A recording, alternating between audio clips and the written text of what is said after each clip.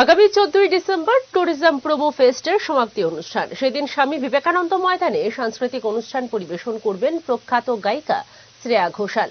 এই অনুষ্ঠানের জন্য সম্পূর্ণ বিনামূল্যে পাস প্রদান করা হবে। মঙ্গলবার সাংবাদিক সম্মেলন থেকে জানালেন পর্যটন মন্ত্রী সুশান্ত চৌধুরী। বুধবার থেকে পাস বিলি করা শুরু হবে আগরতলা টাউন হলের পাশে পর্যটন দপ্তরের কার্যালয় থেকে বলে এদিন জানান মন্ত্রী সুশান্ত চৌধুরী। 14ই ডিসেম্বর স্বামী বিবেকানন্দ ময়দানে শ্রেয়া ঘোষালের অনুষ্ঠানের জন্য যারা পাস নেবেন তাদের বিকেল 4:30 থেকে 5টার মধ্যে অনুষ্ঠান স্থলে পৌঁছে যাওয়ার আহ্বান জানিয়েছেন মন্ত্রী সুশান্ত চৌধুরী।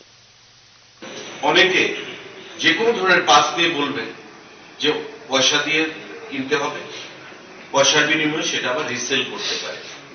কোথাও কেউ পয়সা দিয়ে পাস গ্রহণ করবেন না।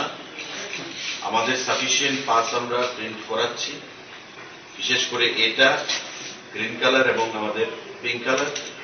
কোথাও কোনো পয়সা দিয়ে পাস ইস্যু করবেন না, কারণ সরকারি প্রোগ্রাম কোনো অবস্থাতেই পয়সার বিনিময়ে পাসের বিনিময়ে পয়সার বিনিময়ে পাসের মাধ্যমে আমরা করাইনি, কখনো আমরা করাতে চাই না। স্বাভাবিকভাবেই কোনো ট্র্যাপে যেন কেউ না আসে।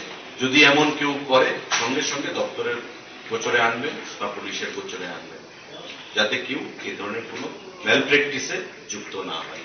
আমি আপনাদের মাধ্যমে সবার কাছে আহ্বান জানাবো, free entry, free pass, entry pass, কোথাও পয়সার বিনিময়ে আপনারা সেটা করবেন। আজকে এই যে ঘোষণাগুলো, কারণ আমাদের 14 তারিখ কর্মসূচি, অনেকের মধ্যে একটা কনফিউশন যে কোথায় পাস পাবো। আমরা বলে দিলাম আগামীকাল থেকে আপনারা পাস গ্রহণ করবেন আমাদের ডাইরেক্টরেট থেকে, ট্যুরিজম থেকে। আপনারা জানেন যে সেটা টাউন হলের পাশে রয়েছে, সেখান থেকে আপনারা গ্রহণ করবেন। আগামীকালকে অ্যাড বেরোবে এবং সেই অ্যাড অনুযায়ী আপনারা সময়টা মেনটেন করবেন, সেই সময় মোতাবেক আপনারা পাস সেখান থেকে গ্রহণ করবেন।